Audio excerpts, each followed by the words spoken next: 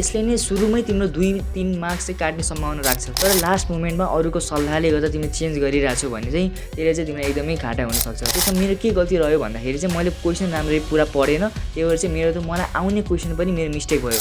Marking scheme हेर, त्यो कुनै स्टेपलाई पनि मार्क्स हुन्छ के। यही सिमिलर मिस्टेक मैले मात्र होइन धेरैभन्दा धेरै स्टुडेन्टहरूले यही मिस्टेक गरेर आउँछन्। त्यही 4 मार्क्सको क्वेसनले तिमीलाई 8 मार्क्स घाटा लगायो। Hello everyone, welcome back to our channel. आज चाहिँ हामी स्टुडेन्टहरूले इक्जाम हलभित्र गर्ने मिस्टेकहरूको बारेमा कुरा गरिरहेछौँ। यो मिस्टेकहरू चाहिँ तिमीहरूको ग्रेडको लागि एकदमै हार्मफुल हुन्छ। बिकज कुनै पनि स्टुडेन्ट चाहिँ एकदम कन्फिडेन्ट र प्रिपेरेसनको साथ इक्जाम हलमा गए पनि उसले चाहिँ मिस्टेकहरू गर्न सक्छ। यही मिस्टेकहरूले गर्दा उसको ग्रेड चाहिँ एकदम सोचेको भन्दा एकदमै थोरै आउँछ। यो मिस्टेक तिमीहरूले जानी अनजानीमा गरिरहेको हुन्छौ। तिमीहरूले नपढेर क्वेसनको एन्सर नआएर गर्ने मिस्टेकहरू होइनन्, तर तिमीहरू अवेर नभएर गर्ने मिस्टेकहरूको बारेमा चाहिँ आज हामी कुरा गर्न गइरहेको छौँ। सो यो भिडियोमा चाहिँ कुनै पनि मिस्टेक स्किप नगरेर भिडियो इन्डसम्म हेर्नु, नभए तिमीहरूको ग्रेडलाई चाहिँ एकदम ठुलो घाटा हुनसक्छ। सो फर्स्ट मिस्टेक के हुन्छ भन्दाखेरि चाहिँ एकदम कमन मिस्टेक हो, but it is very harmful mistake. तिमीहरूले चाहिँ क्वेसन पुरा पढ्ने बानी नै गर्दैनौ। अब let's take example of English है। इङ्ग्लिसको प्यासेजवाला क्वेसन छ अरे होइन, त्यो प्यासेजवाला क्वेसन चाहिँ पुरा प्यासेज राम्ररी नपढेर तिमीले एन्सर दियो भने चाहिँ तिमीले एन्सर मिस्टेक हुने चान्स एकदम हाई हुन्छ। किनकि त्यो प्यासेजमा चाहिँ 2-3 सिमिलर वर्ड्सहरूको चाहिँ मिनिङ भएको चाहिँ वर्डहरू राख्दै हुन्छ। तिमीहरू पार्सियल अन्डरस्ट्यान्डर, पार्सियल थिङ्करहरूको लागि चाहिँ कन्फ्युज पार्नको लागि त्यो क्वेसन त्यस्तै प्याटर्नले चाहिँ बनाएको हुन्छ र तिमीहरू चाहिँ त्यही प्याटर्नमा चाहिँ फस्छौ। किनकि तिमीहरू राम्ररी पुरा प्यासेज पढ्दैनौ, राम्ररी पुरा क्वेसन पढ्दैनौ। अनि एउटा इक्जाम्पल दिन्छु, एकदमै सिल्ली मिस्टेक हो।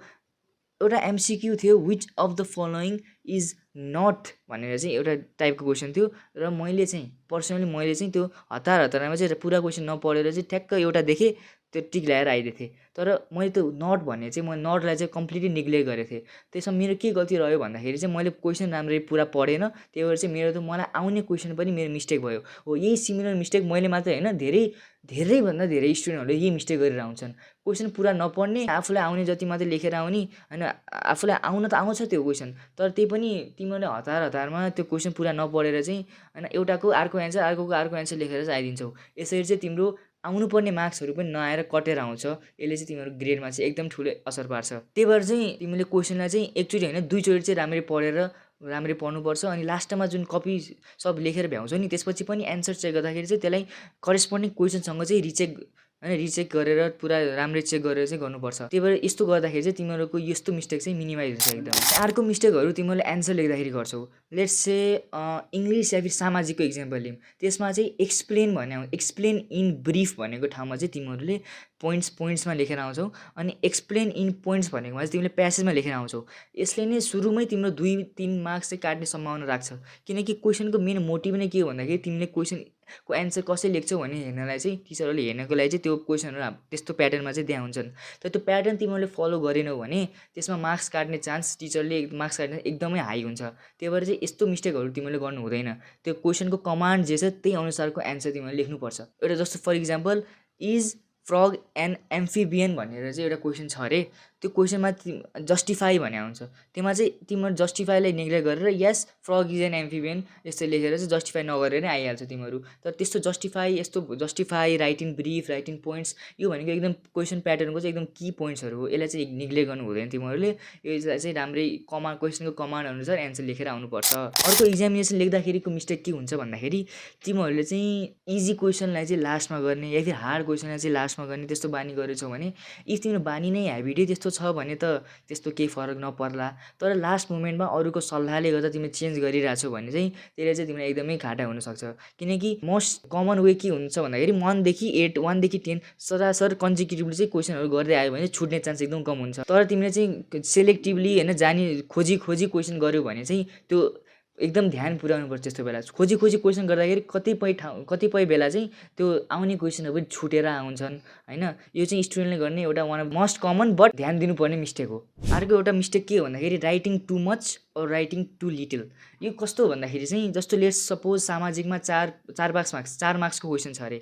4 मार्क्सको क्वेसनलाई चाहिँ तिमीले होइन आउने क्वेसन छ तिमीले चाहिँ भरिदेऊ 2 पानै भरिदेऊ 4 मार्क्सको क्वेसनलाई इट्स गुड तिमी टाइम म्यानेज गर्न सक्छौ भने एकदम राम्रो हो तर त्यही 4 मार्क्सको क्वेसनलाई 2 पाना त लेख्नु नपर्ने हो नि त 1.5 पाना लेख्यो भने पुग्नुपर्ने हो तर त्यही 1.5 पाना आधी पाना बढी लेख्यो नि जुन तिमीले पछि गएर 8 मार्क्सको क्वेसनमा तिमीलाई टाइम पुगेन भने तिमीलाई त्यही 4 मार्क्सको क्वेसनले तिमीलाई 8 मार्क्स घाटा लगायो यस्तो गर्नु चाहिँ एकदमै एउटा मोस्ट कमन मिस्टेक हो स्टुडेन्टले गर्न सक्ने किन भन्दाखेरि सबैलाई जति चाहिने हो त्यति लेख्नुपर्छ जति चाहिनेभन्दा बढी पनि लेख्नु हुँदैन चाहिनेभन्दा कम पनि लेख्नु हुँदैन अब कुन क्वेसनलाई कति लेख्ने भन्दाखेरि चाहिँ हामी अब आउने भिडियोहरूमा सब्जेक्ट वाइज भिडियोहरूमा चाहिँ भन्ने जान्छौँ तिमी के ख्याल गर भन्दाखेरि चाहिँ मार्क्स अनुसार मार्क्स जतिखेर डिस्ट्रिब्युट हुन्छ त्यति नै तिमीले लेख्नुपर्छ मोस्ट कमन भन्दाखेरि 2 मार्क्सकोलाई 75 वर्ड्स 4 मार्क्सकोलाई 150 वर्ड्स अनि 8 मार्क्सकोलाई 250 वर्ड्स यस्तै हुन्छन् तर त्यही पनि तिमीले आफ्नो ह्याबिट कस्तो छ अनि कतिमा चाहिँ तिमीले सफिसियन्ट कुराहरूलाई चाहिँ व्याख्या गर्न सक्छौ ब्रिफमा कति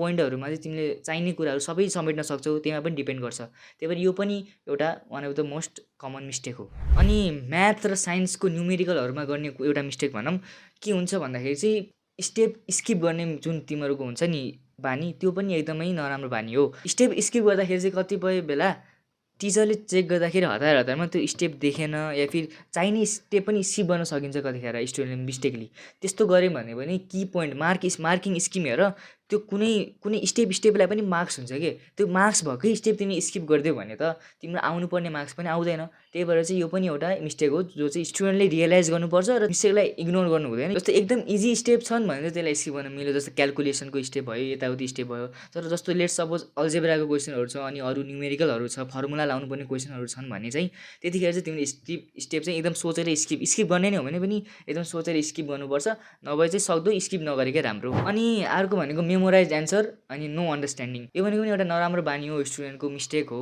किन भन्दाखेरि चाहिँ लेट सपोज मैले आफै पर्सनली गरेको एउटा मिस्टेकको बारेमा भन्छु मैले एससी दिँदाखेरि चाहिँ सामाजिकको सिभिक सेन्स भन्ने युनिटबाट चाहिँ एउटा राम्रो क्वेसनको मैले एन्सर टोटली मलाई आउँथ्यो but I had zero understanding र इक्जाममा पनि त्यही क्वेसन आयो तर मैले चाहिँ आफ्नो अन्डरस्ट्यान्डिङ भन्दा पनि मैले जे मेमोराइज गरेको थिएँ त्यही नै लेखेँ आफ्नो भाषामा त लेखिनँ त्यो बुकमा जे देखेँ त्यही लेखेँ त्यही भएर चाहिँ मेरो मिस्टेक भएको त्यो नराम्रो मार्क्स आएको थियो होइन त्यही भएर तिमीले चाहिँ त्यस्तो गर्नु हुँदैन मेमोराइज गर्नु पनि ठिकै हो की पोइन्ट चाहिँ मेमोराइज गर्नुपर्छ तर सक्दो त्यस्तो थ्योरी विषयमा चाहिँ आफ्नै भाषा इन्क्लुड गर्यो भने चाहिँ एकदमै राम्रो हुन्छ त्यसले चाहिँ एउटा सेल्फ राइटिङको चाहिँ एउटा एक्स्ट्रा टच दिन्छ टिचरलाई त्यो अनि चेक गर्दाखेरि चाहिँ तिम्रो मार्क्स काट्ने सम्भावना अलिक कम नै हुन्छ अब अर्को भनेको चाहिँ एन्सर राइटिङको बेला तिमीहरूले स्टुडेन्ट गर्ने मिस्टेकहरू कुरा गरौँ एन्सर राइटिङ जस्तो तिमीलाई चाहिँ एउटा लामो लेख्नुपर्ने छ अरे क्वेसनको एन्सर चाहिँ 1-2 पाना लेख्नुपर्ने छ भने चाहिँ त्यो 1-2 पाना लेख्नुको साटो तिमी 1-2 पानामा लेख्ने कुराहरूलाई चाहिँ एउटा फिगरमा डिस्क्राइब गर्यो भने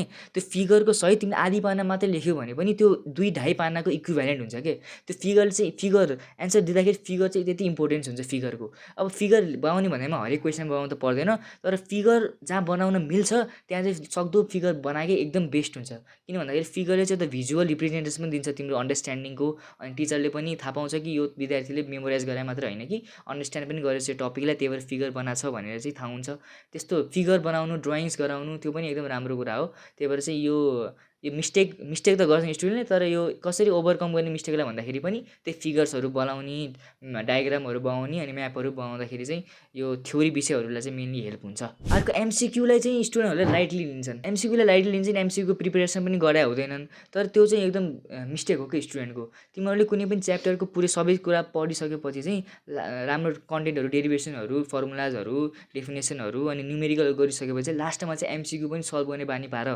यस्तो गर्यो भने चाहिँ तिम्रो फाइनलको जुन बोर्ड हुन्छ बोर्डमा चाहिँ एमसिक्यू गर्दाखेरि तिमीले म्याक्सिमम एमसिक्यू मिलाउन सक्छौ एमसिक्यू मिलायो भने टोटल आउँछ बिग्रियो भने 0.5 भन्ने हुँदैन एमसिक्यूमा आयो भने 1 आएन भने 0 त्यही भएर एमसिक्यूलाई पनि लाइटली लिनु हुँदैन एमसिक्यूकोलाई प्र्याक्टिस गर्यो भने तिम्रो कन्सेप्ट पनि बन्छ त्यसले चाहिँ पछि फेरि न्युमेरिकल अनि डेरिभेसनहरू पनि हेल्प त गर्छ नि त्यही भएर एमसिक्यूलाई पनि स्टुडेन्टहरूले लाइटली लिनु हुँदैन अनि अर्को भनेको प्यानिक ड्युरिङ इक्जाम अब इक्जामको बेला चाहिँ प्यानिक गर्नु हुँदैन अनि आफ्नो प्यानिक नगर्नको लागि कसरी प्रिपरेसन गर्ने भन्दाखेरि चाहिँ योभन्दा अगाडिको भिडियोमा हामीले बनाएको थियौँ त्यो पनि एकचोटि चेकआउट गर्नु होला यहाँ आई बटनमा पनि छ त्यो भिडियो डिस्क्रिप्सनमा पनि छ त्यसमा चाहिँ त्यही भएर चाहिँ प्यानिक गऱ्यो भने चाहिँ आउने क्वेसन पनि गरिँदैन के त्यही भएर प्यानिक गर्नु चाहिँ एकदम नराम्रो बानी स्टुडेन्टको स्ट्रेस फ्री भएर रिल्याक्स माइन्डमा चाहिँ गर्नुपर्छ हो तिमीले एससी दिन गइरहेको छौ फर्स्ट टाइम म एससी दिने अफकोर्स अनि बोर्ड इक्जामको प्रेसर हुन्छ हुन त तर तिमीहरू चाहिँ ट्याक्क इन्भाइरोमेन्टमा एडप्ट हुन सिक्नुपर्छ अनि त्यसपछि बल्ल तिमीहरूको इक्जाम चाहिँ राम्रो हुन्छ। सो यही थिए केही कमन मिस्टेक्सहरू स्टुडेन्टहरूले गर्ने जसले गर्दा चाहिँ तिनीहरूले आउनुपर्ने ग्रेड तिनीहरूको आउँदैन।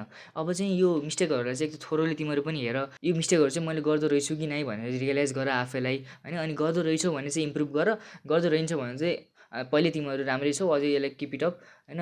प्रिपेरेसन अझै राम्ररी गर, यो मिस्टेकहरूलाई पनि ध्यानमा दिएर राख। धेरै स्टुडेन्ट एउटा दुइटा मात्रै होइन, धेरै मासले नै गर्ने मिस्टेकहरूको चाहिँ कुरा गरेछौँ यो भिडियोमा हामीहरूले। अनि अरू केही छुटेका मिस्टेकहरू छन् भने हामी यही भिडियोको पार्ट 2 पनि ल्याउँला। अन्टिल देन हाम्रो यो च्यानललाई सब्सक्राइब गरेर अनि कुन कुन टपिकमा चाहिँ तिमीलाई भिडियो चाहियो कमेन्ट गर, we will try to make that video. So best of luck for preparation for SE 2082।